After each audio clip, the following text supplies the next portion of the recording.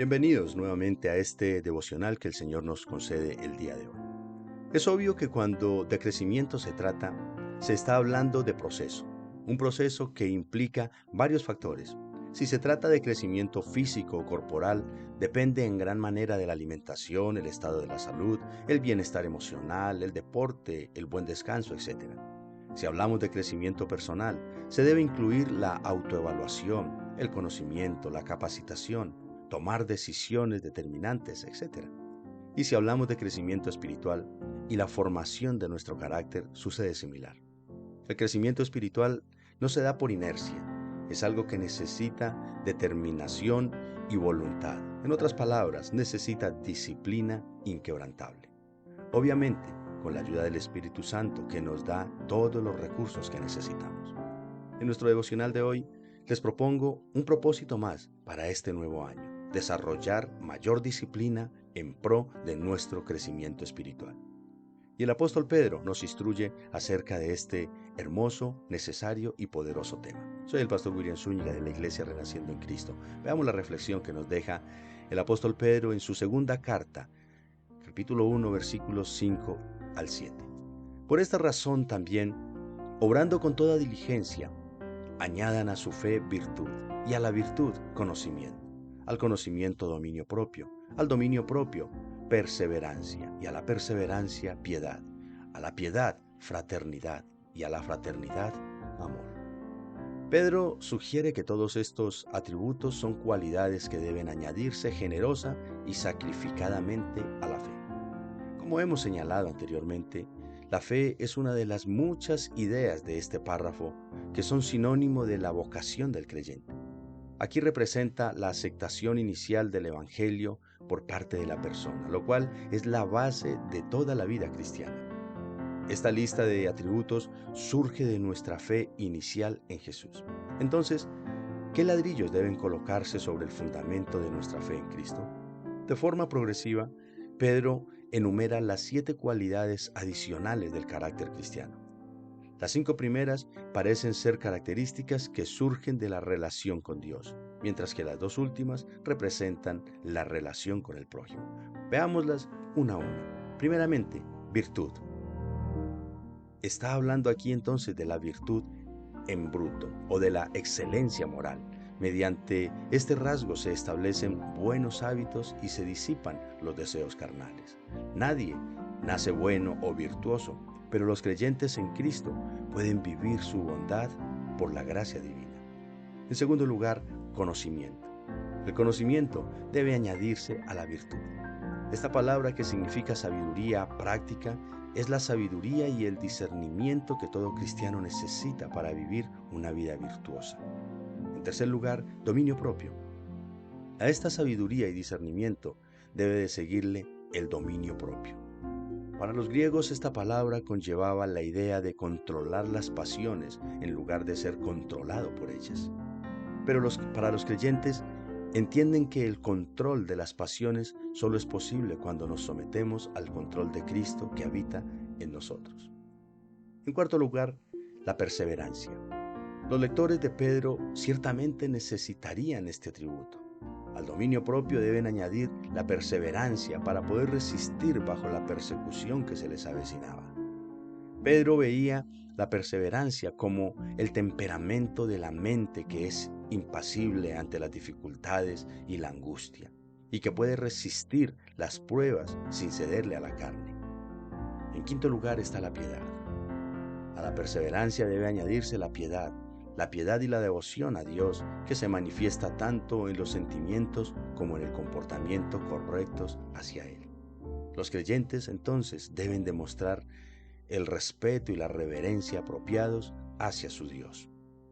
En sexto lugar aparece la fraternidad. Pedro dirige ahora su atención hacia las relaciones horizontales que se desprenden de los 5 primeros atributos. A la piedad, dice, debe añadirse la fraternidad. Este afecto debe ser compartido entre hermanos y hermanas en Cristo y se manifiesta en expresiones como la amabilidad, la generosidad y la cortesía. Por último, enumera Pedro el amor. El pináculo de la lista de atributos del apóstol para la madurez cristiana es esto, el amor. Este es el amor ágape que Dios nos demostró y desea que nosotros también le demostremos a Él y a los demás. Este amor tiene su origen en Dios y no en nosotros mismos. Quien ama de esta manera desea el mayor bien para la persona amada y se manifiesta en acciones de sacrificio en su favor. Tal vez alguien pueda decir, esto es mucho pedir para un ser humano. Sin embargo, los cristianos somos capaces de vivir este tipo de vida virtuosa porque realmente no es por nuestros esfuerzos solamente, sino por la vida de Cristo en nosotros. A medida que lo conocemos más y más al Señor, nuestro amor y compromiso se expresan a través de estos atributos que fluyen de lo que Dios ha hecho en nosotros a través del Señor. Como creyentes, nunca debemos permitirnos pensar que el carácter piadoso es el resultado de nuestro esfuerzo. Ahora bien, cultivar estas cualidades en nuestra vida es un reto. Aunque el poder de Dios nos ha provisto de todo lo que pertenece a la vida y a la piedad, como lo dice la Escritura, la cuestión no es si el creyente tiene estas cualidades o no. El punto es que el creyente necesita crecer en el grado en que sean demostrables. Estas cualidades que mencionamos deben tener una influencia cada vez mayor en nuestras vidas como discípulos. Por lo tanto, nutrámoslas y démosle rienda suelta a estas virtudes. No obstante, comprendamos con profunda conciencia que la formación de nuestro carácter no consiste en estas 7 virtudes exclusivamente, ni tampoco quiere decir que si no las hemos desarrollado a la perfección, no somos dignos de ser discípulos de Cristo. En realidad, lo que nos hace dignos del Señor es su bendita gracia. Sin embargo, de ninguna manera tampoco podemos quedarnos esperando que las cosas y los cambios en nuestras vidas se den sin que haya en nosotros compromiso, determinación y disciplina. Recordemos esto, sin sacrificio no hay victorias, sin riesgos no hay ganancias y sin disciplina no habrá cambios reales. Así que, apreciados hermanos y oyentes, que este año nuevo tengamos como prioridad nuestro crecimiento espiritual, la formación de nuestro carácter como cristianos, y eso empieza por un férreo compromiso con la disciplina. Vencer la pereza, la ira, la impulsividad y crecer en el dominio propio y el autocontrol requieren disciplina. Así es que este año, esta sea una de las principales metas para nuestras vidas, hermanos. Crecer en disciplina, avanzar en disciplina, que la gracia del Señor Jesucristo nos fortalezca cada día con este propósito. Y por eso vamos a pedirle al Señor y agradecerle. Maravilloso Padre que estás en la gloria, que haces resplandecer tu rostro sobre tus hijos. En el nombre de Jesús te damos infinitas gracias por tanta bondad y compasión. Señor, te rogamos que nos ayudes en nuestro crecimiento espiritual cada día. No permitas que nos quedemos en una mera profesión de nuestra fe. Guíanos, Espíritu Santo, para alcanzar la estatura del varón perfecto, a fin de que nuestra vida sea un claro reflejo de tu bondad y santidad. Reconocemos que sin ti no seríamos capaces, pero contigo todo es posible. Ayúdanos a crecer espiritualmente, a desarrollar mayor disciplina para gloria y alabanza de tu nombre. Amén y amén.